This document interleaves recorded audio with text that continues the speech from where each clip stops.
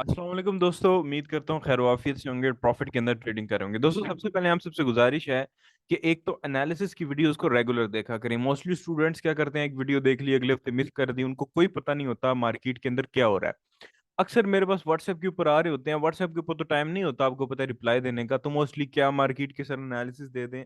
तो मैं उनको कहता हूँ यार, मैं तो ऑलरेडी एनालिसिस आप लोगों के लिए रिकॉर्ड करके यूट्यूब के ऊपर, फेसबुक के ऊपर अपलोड कर चुका हूँ। तो फिर किस चीज़ के एनालिसिस दूँ? गोल्ड बाय जाएगा, सेल जाएगा? तो मैं पूरे प्रॉपर एनालिसिस जो मुझे लगता है, मैं डिसीजन क्या लेने वाला हूँ, फैसला क्या लेने वाला हूँ, और मार्केट के अंदर क्या चल रहा है, फंडामेंटल एनालिसिस क्या चल रहे हैं, टेक्निकल एनालिसिस क्या चल रहे हैं, गोल्ड की इंट्राडे मूवमेंट क्या हो सकती है, लॉन्ग टर्म मूवमेंट क्या हो सकती है, वार की सिचुएशन में मैंने आपको बाखबर रखा। लेकिन मैं देख रहा हूँ कि कमेंट्स में भी कुछ रिस्पॉन्स नहीं है, तो मैं सोच रहा हूँ कि वीडियोस को डिसकंटिन्यू किया जाए। पिछली जो वीडियोस थी उनमें तो मैं प्रॉपर आपको इंट्राडे सेटअप्स नजर दिखाए हैं। और लास्ट टाइम मैंने आपको गोल्ड बाइंग में बताया था, गोल्ड मेरे ख्याल में गालबन इस जगह पे खड़ा था, और मैंने कहा था कि ब्रेकआउट ऑलमोस्ट मैं समझता हूँ कि हो चुका है। शायद इस एरिया के अंदर गोल्ड खड़ा था, और लास्ट वीक के बाद फिर मार्केट जो है ऑलमोस्ट 1995 या 1996 तक मार्केट जो है वो ऑलमोस्ट गई है। क्योंकि मेरे जो ओपिनियन था, मेरे जो एनालिसिस थे, एक तो D1 की ट्रेंड लाइन ब्रेक थी, और फार्मूला एक्स के अकॉर्डिंग भी गोल्ड को तकरीबन 2016 तक मजीद यानी कि बाइंग में गोल्ड को थोड़ा सा जाना चाहिए। अब बच्चों, आज टेक्निकल एनालिसिस से ज़्यादा हम फंडामेंटल्स के ऊपर बात करें तो ज़्यादा बेहतर है, क्योंकि मार्केट फंडामेंटल्स के ऊपर ज़्यादा मूव कर रही है। पिछले जो एनालिसिस थे वो हम डिटेलिंग में टेक्निकल एनालिसिस को पढ़ते रहे, और टेक्निकल एनालिसिस के अंदर हमने इंट्राडे के अंदर और H1 M15 D1 H4 सब में एक एनालिसिस करके एक व्यू देते रहे हैं।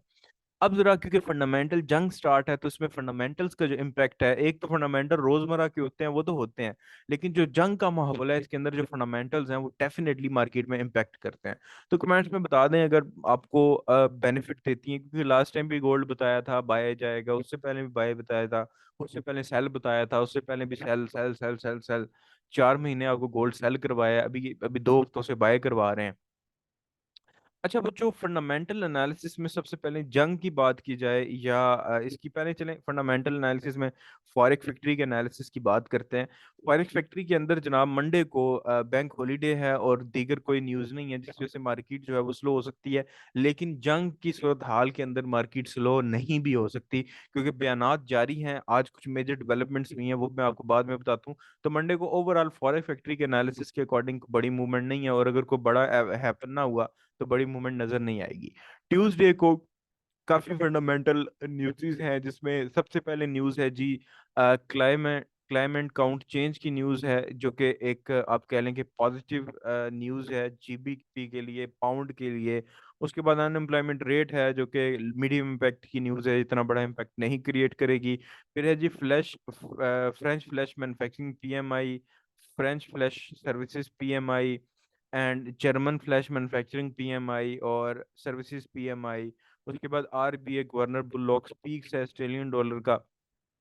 अच्छा, अब फ्रेंच जो फ्लैश मैन्युफैक्चरिंग पीएमआई है, इसका डाटा स्लाइटली पॉजिटिव है, और तकरीबन तकरीबन जो न्यूज़ हैं, इनमें से तीन जो न्यूज़ हैं ये वाली, जो यूरो है, एक 12-15 पे दो न्यूज़ हैं, और दो 12-30 पे हैं। टोटल 12 से लेके 12-15 से लेके 12-30 तक टोटल चार न्यूज़ हैं। इन चार न्यूज़ में से जो फ्रेंच फ्लैश मैन्युफैक्चरिंग पीएमआई है, फ्लैश सर्विसेज पीएमआई है, फ्लैश मैन्युफैक्चरिंग जर्मन पीएमआई और जर्मन फ्लैश सर्विसेज पीएमआई है। इन चार में से तीन, जो पहली तीन है वो पॉजिटिव है, एंड देन दी लास्ट वाली स्लाइटली नेगेटिव है, बहुत ज्यादा तो नहीं, स्लाइटली नेगेटिव है। लेकिन इसके साथ जंग का माहौल भी देखना पड़ेगा। जंग में ये है कि डॉलर सेफ हेवन बना हुआ है, और गोल्ड सेफ हेवन बना हुआ है लोगों के लिए, तो इस वजह से भी इन न्यूज़ का बहुत बड़ा इम्पैक्ट नहीं भी हो सकता। फिर आरबीआई गवर्नर बुल्लोक स्पीक है, इससे ऑस्ट्रेलियन डॉलर के अंदर मूवमेंट होगी। खैर इसका कोई डिसाइडेड नहीं है कि उन्होंने किस चीज के ऊपर, या एग्जैक्ट कोई इसमें इंटरेस्ट रेट तो नहीं बढ़ना, लेकिन जाहिर है एक रिजर्व बैंक ऑफ ऑस्ट्रेलिया का गवर्नर या किसी भी मुल्क का गवर्नर जब प्रेस कॉन्फ्रेंस या स्पीक करे या स्पीच दे, तो उससे डेफिनेटली मार्केट में हलचल तो होती है। तो हलचल होगी डेफिनेटली, किस डायरेक्शन में होती है वो टेक्निकल एनालिसिस हमें बेहतर ऑस्ट्रेलियन डॉलर के बता सकते हैं। मैन्युफैक्चर फ्लैश मैन्युफैक्चरिंग पीएमआई फिर पाउंड की है, जो कि आप कह सकते हैं कि स्लाइटली पॉजिटिव है, स्लैश मैन्युफैक्चरिंग और सर्विसेज पीएमआई स्लाइटली पॉजिटिव है पाउंड के लिए। लेकिन ये है कि ये बहुत बड़ी मेजर न्यूज़ नहीं है, लेकिन मार्केट में हलचल अच्छी रहती है। यानी ऐसा फील होता है कि यूरो के पेयर्स नेक्स्ट वीक अगर जंग का माहौल नॉर्मल हो जाता है तो यूरो के पेयर्स जो हैं वो अच्छे ट्रेडेबल रहेंगे, पाउंड ठीक रहेगा।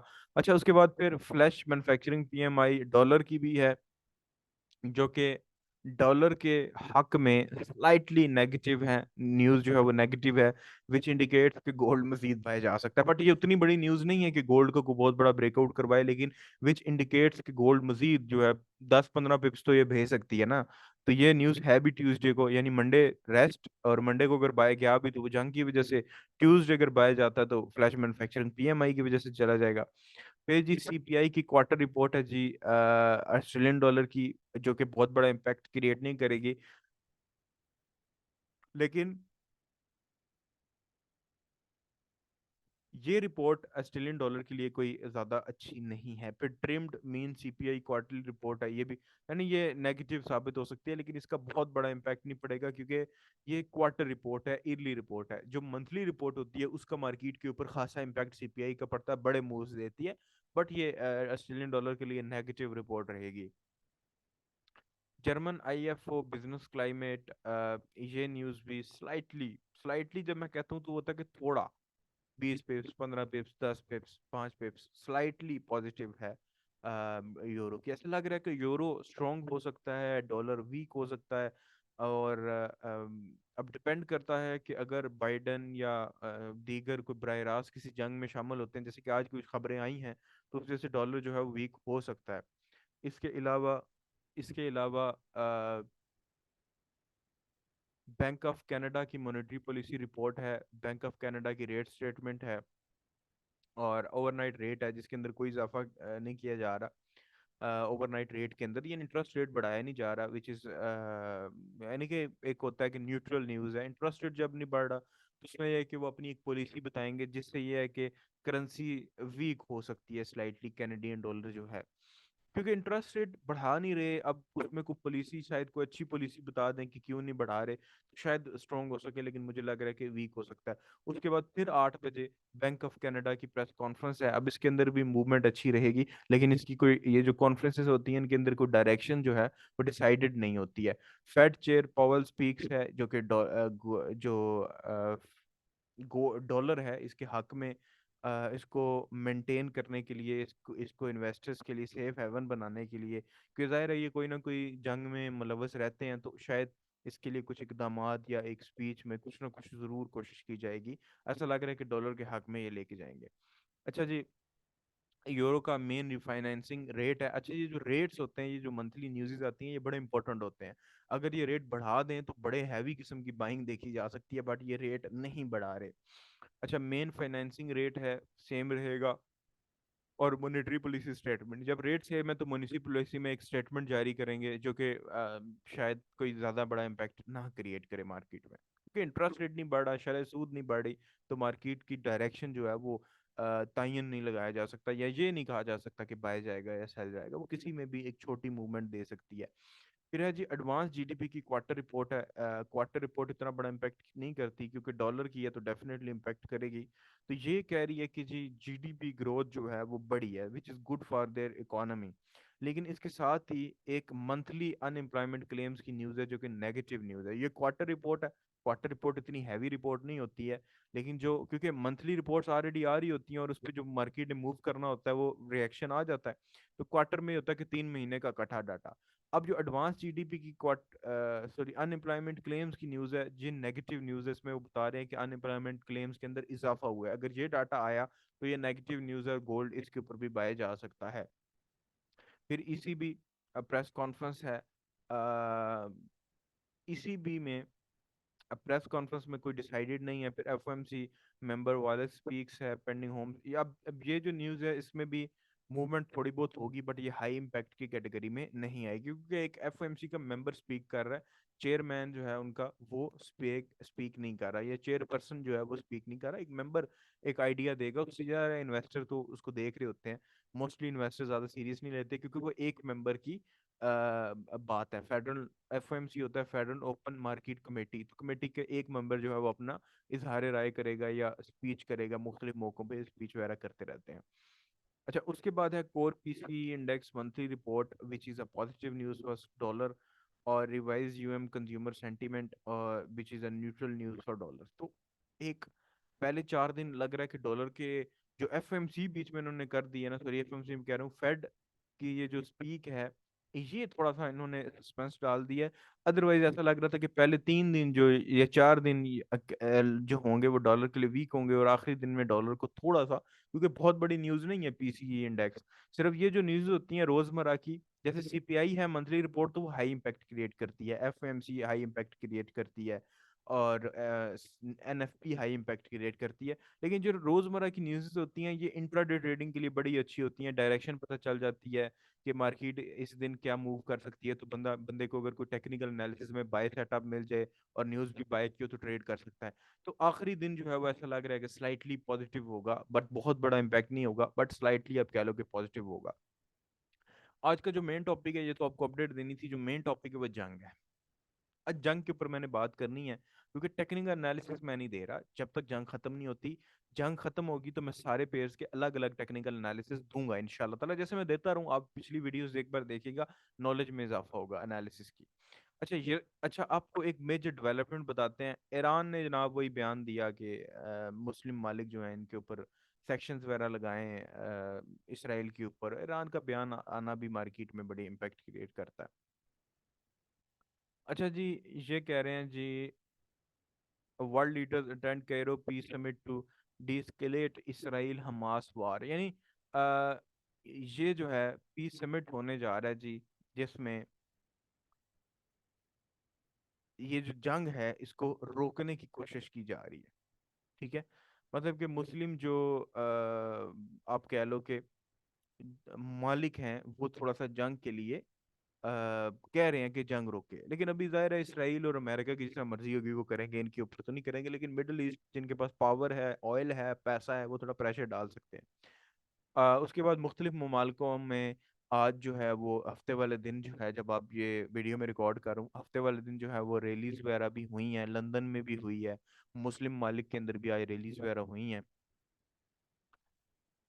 और फिर एक और न्यूज़ आई है कि national security council raises threat levels for Middle Eastern countries as Israel countries burden of Gaza, यानी वो कह रहे हैं कि भाई मिडिल ईस्टर्न जो कंट्रीज हैं उनको वार्न किया जी नेशनल सिक्योरिटी काउंसिल ने कि भाई तुम्हारे पे भी जंग आ सकती है।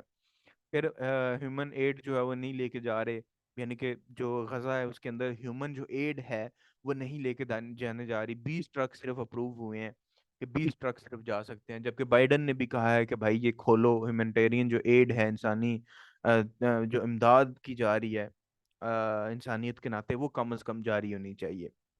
और जो इसराइल के ने हमला किया ना अस्पताल के ऊपर, वो ब्लेम डाल दी इन्होंने हमास के ऊपर। अब इस हमले की वजह से बड़ी हमदर्दी दुनिया की जो है, जो लीडर्स हैं, वो जाहिर है उन्होंने अपनी आवाम को खुश करने के लिए भी, क्योंकि जो बाहर के लोग हैं उनमें से कुछ कंट्रीज अगेंस्ट हैं, जैसे लंदन का जो वजीर आजम है वो चला गया, लेकिन उनकी आवाम काफी हद तक जो है वो फलस्तीन के हक में है। तो लेकिन ये है कि जब तक सरबराह फैसला नहीं लेगा तो अवाम की इतनी ज़्यादा उस वक्त वैल्यू नहीं होती। हाँ, इलेक्शन में उनके मालिक में अवाम जो है वो हरा सकती है। फिर जनाब we went through hell Rafah border crossing along, ये चीज़ ये मैं आपको बता रहा था कि सिर्फ 28 ट्रक्स जो हैं वो गजा के अंदर शामिल हुए हैं। और बाइडन से Hamas attack on Israel aim to disturbing Israel Saudi था। अब ये चीज ना बाइडन को समझ आ गई है, ये जो हमास ने हमला किया है ना इसराइल के ऊपर। अब ये चीज हमें तो पहले से पता है कि हमास ने जो हमला इसराइल के ऊपर किया है, इसके पीछे हिजबुल्लाह और ईरान भी है, क्योंकि ईरान, हिजबुल्लाह, हमास, फलस्तीन, ये किसी के फेवर में नहीं है कि सऊदीया इसराइल को तस्लीम कर दे, क्योंकि कुछ दिन के बाद इसराइल को सऊदीया तस्लीम करने लगा था। और उसकी वजह से, अब इस हमले की वजह से सऊदीया जो है वो इंशाल्लाह ताला इसराइल को तस्लीम नहीं करेगा, और ये बड़ा इम्पैक्ट है। जाहिर है उन्होंने अमेरिका का जो दूसरा मुल्क इसराइल है, नाजायज औलाद है, वो सऊदीया अगर तस्लीम कर लेता है तो बड़े आसानी से उनके लिए बड़ी आसानी हो जाएगी, क्योंकि मुस्लिम मालिक का एक लीडर मुल्क जो है वो अगर कर लेता है तो पीछे तो इतना कुछ स्ट्रॉन्ग मुल्क नहीं है कतर और कुवैत के अलावा। कतर और कुवैत भी थोड़ा सा डिप्लोमेटिकली स्ट्रॉन्ग है, मिलिट्री तो उनके पास भी नहीं है। अच्छा, इसके अलावा ये जो वो है, ये खबरें आ रही हैं, इसके अलावा एक और बड़ी डेवलपमेंट हुई है, वो ये डेवलपमेंट है। डेवलपमेंट ये हुई है कि अब एक मसला हुआ है, ये मैं आपको बताता हूँ, और मेरे एनालिसिस गोल्ड के लिए वही है कि जब तक जंग नहीं रुकती, और जंग नहीं रुक रही भाई अभी तक, कोशिश है। लेकिन आज एक और डेवलपमेंट हुई है कि रशिया ने आज बड़ा हमला किया यूक्रेन के ऊपर, और बाइडन ने यूक्रेन और इसराइल के लिए $6 बिलियन की इमदाद का, उनके जो पार्लियामेंट होती है उनसे रिक्वेस्ट कर ली है कि भाई $6 बिलियन की फौरी तौर पे इमदाद और यूक्रेन को हथियार जो है वो सप्लाई किए जाए। जिसको जो नॉर्थ कोरिया उसने भी कंडेम किया है, और उसके बाद रशिया ने भी कंडेम किया कि हथियार ना दें यूक्रेन को। रशिया ने लेकिन हमला किया, और जो मेन मकसद था रशिया का फलस्तीन और उस जंग में कूदने का, वो ये था कि अमेरिका को यूक्रेनियन जंग से हटाया जाए। ठीक है, ये लाइक अमेरिका का ध्यान यूक्रेन से हटे। और आज उनके कंट्री के जो प्रेसिडेंट है जेलेंस्की, यूक्रेन का, उसने कह भी दिया है कि ये जो हमास और इसराइल की जंग शुरू है, ये सिर्फ यूक्रेन के ऊपर जो जंग छेड़ी गई थी उससे हटाने का मामला है। यानी उससे ध्यान दुनिया का, यूरोप का, अमेरिका का हटे, और रशिया यूक्रेन पे हमला कर दे। और ये चीज है, रशिया के हक में है ये जंग। रशिया कभी भी नहीं चाहेगा हमास और इसराइल की जंग रुके, क्योंकि अमेरिका को वो वहां पे बिजी करना चाहता है और यूक्रेन को खा जाएगा। क्योंकि अमेरिका के लिए इसराइल जो है वो ज्यादा इंपॉर्टेंट है एज कम्पेयर टू यूक्रेन। लेकिन ये है कि कोशिश कर रहा है, अब कोशिश ये कर रहा है कि हमला करके, क्योंकि अब थोड़े से हमलों में तेजी आएगी, क्योंकि वहां पे अमेरिका बिजी हुआ, तो अब कोशिश करेंगे यूक्रेन जो है वो को काबू किया जाए। पुतिन चाहेगा, रशिया चाहेगा, यूरोप जो है वो बयानबाजी कर रहा है, अमेरिका भी बयानबाजी कर रहा है, पुतिन भी कर रहा है। तो इसलिए यह है कि मार्केट में गोल्ड जैसे पेयर जो हैं, जो सेफ हेवन्स हैं इन्वेस्टर के लिए, वो मजीद बाय जा सकते हैं। क्योंकि आज फिर बयानबाजी हुई है, उसने फिर बोला है कि भाई हम एड देंगे और वगैरह वगैरह, ये चीजें देख लें। ये देखें, Russian foreign minister dismissed claims by Union that Moscow has profited from the Israel-Hamas war, which had taken public attention way। ठीक है, यानी ये इस तरह की बातें हो रही हैं। military aid, Biden requested urgent military aid for Ukraine and Israel, a massive 106 billion security package, which include 61 billion in military aid for Ukraine and $14 billion in military aid for Israel। ये बहुत बड़ी add है। ये बहुत बड़ी add है जो Ukraine और इसराइल को देना चाह रहा है। इसका मतलब है कि अमेरिकन इंटेलिजेंस के पास कुछ ना कुछ रिपोर्ट जरूर हैं कि Hamas, Hezbollah, Russia, Ukraine, Hamas की जान नहीं छोड़ने वाले, बल्कि हमास को सपोर्ट करने वाले हैं। जिस वजह से अमेरिका चाह रहा है कि वो इसराइल को सपोर्ट करे। और उनको ये भी रिपोर्ट है कि अब जो रशिया है ये इसके ऊपर भी अटैक करेगा, यूक्रेन के ऊपर। इसके रिजल्ट में अमेरिका जो है वो थोड़ी एड दे रहा है, ताकि एटलीस्ट मिनिमम जो है इनको सपोर्ट किया जाए और इस जंग का मुकाबला किया जाए। तो इसका मतलब कुछ ना कुछ तो होने वाला है। तो अभी हमें वेट करना चाहिए। अल जजीरा, CNBC, या जितनी भी वेबसाइट्स हैं, टाइम्स ऑफ इंडिया भी दे रहा है खबरें, लेकिन वो वन साइडेड दे रहा है, दूसरी साइड की जो व्यू है वो नहीं दे रहा।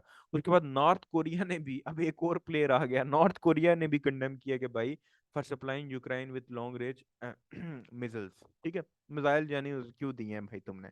तो अब वहां पे हमास और इसराइल का भी मसला चल रहा है, इधर यूक्रेन और रशिया का मसला दोबारा तेजी से शुरू हो गया है, which is not good for world. ठीक है, which is not good for, आप कह लें वर्ल्ड इकोनॉमी, लेकिन गोल्ड के लिए ये, इन्वेस्टर्स के लिए गोल्ड बाय हेवन है। अब गोल्ड के अगर हम देखें, रिजल्ट देखें गोल्ड के, तो गोल्ड ऑलरेडी बाय जा रहा है, और एक करंट रेजिस्टेंस के ऊपर गोल्ड खड़ा है। और फार्मूला के अकॉर्डिंग कि गोल्ड को जो बाय जाना चाहिए वो 2016 तक जाना चाहिए, लेकिन ऑलरेडी फार्मूला 80% फिल हो चुका है, विच इज मीन के मतलब कि हमारा टारगेट अचीव हो चुका है। लेकिन अब मसला ये है कि गोल्ड खड़ा है रेजिस्टेंस के ऊपर, और जब जब बयानात आते हैं तो रेजिस्टेंस की ऐसी की तैसी हो जाती है।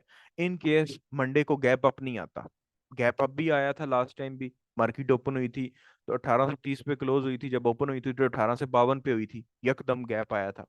तो गैप नहीं आता और मार्केट अगर इस रेजिस्टेंस को ब्रेक करती है तो देन इजीली जो इजी टारगेट होगा वो 2016 या 17 होगा। ठीक है, यानी अगर मार्केट इस लेवल को तोड़ती है 1980 और 1990 के लेवल को, तो 2016 या 2020 टारगेट होगा। और अगर मार्केट 2020 को तोड़ती है तो देन उसका टारगेट 2070 होगा। 2070 का जो लेवल है, अगर आप ये देखें तो ये एक स्ट्रॉन्ग लेवल है, क्योंकि ये W1 की एक वीकली रेजिस्टेंस लेवल है। ठीक है, अगर आप गौर से देखें तो ये वाला जो लेवल है ये W1 का रेजिस्टेंस लेवल है और एक स्ट्रॉन्ग लेवल है। इधर से मार्केट जो है वो रिजेक्शन पकड़ सकती है, लेकिन अगर जंग रुकती है तो, जंग अगर जारी रहती है तो फिर मार्केट शायद इधर से भी रिजेक्शन ना पकड़े। तो जंग के माहौल के अंदर आपको जो एंट्री लेनी है बड़ी ही तसल्ली के साथ लेनी है। मैं तो आपको यहाँ पे मजीद अगर बाइंग करने का भी कहूंगा तो ब्रेकआउट्स के ऊपर कहूंगा, इस लेवल का ब्रेक होता है, फिर ऊपर वाले लेवल का ब्रेक होता है, और उसके बाद फिर अगर मार्केट रेजिस्टेंस के करीब चली जाती है, वीकली रेजिस्टेंस तो कि 2050 से 2070 के दरमियान में बनती है, यहाँ से आप बाइंग और सेलिंग दोनों ना करें बल्कि प्रॉपर एविडेंस का वेट करें। तो फिलहाल मुझे ऐसा लगता है कि जब तक जंग नहीं रुकती गोल्ड बाय जाएगा। मेरा मौकफ सेम है, जंग रुक जाती है गोल्ड गिर सकता है। और जंग अगर चलती रहती है, बयानबाजी, जैसे रशिया यूक्रेन की जंग तो चल रही थी, बयानबाजी नहीं हो रही थी, थोड़ा थोड़ा हो रहा था, लेकिन अब बयानबाजी दोबारा शुरू हो गई है। वो एड दे रहे हैं, बहुत बड़ी एड दे रहे हैं, इसका मतलब उनको रिपोर्ट है कि जंग बड़े लेवल पे जा सकती है, और हिजबुल्लाह कूदती है तो जंग फिर नहीं रुकती है। तो दुआ में याद रखिएगा, ये आइडिया, ये ओपिनियन है, इस बार तो मैंने तकरीर कर दी है, माजरत, क्योंकि फंडामेंटल इतनी थी, मुझे नहीं पता आपको समझ आई या नहीं आई, लेकिन कहने का मकसद ये है कि ये डेवलपमेंट्स इस हफ्ते हुई हैं, हफ्ते वाले दिन हुई हैं, और ओवरऑल ये माहौल चल रहा है। अब अल्लाह करे जंग रुक जाए और या मुसलमानों को फतह मिले, या जंग रुक जाए, मुसलमानों का जो जानी नुकसान हो रहा है वो कम से कम रुक जाए, तो ये है कि उसके बाद मार्केट कम से कम नॉर्मल हो जाएगी। और बाकी हम दुआ कर सकते हैं, आप सब भी दुआ करें, और मुझे भी दुआ में याद रखिएगा। अल्लाह हाफिज।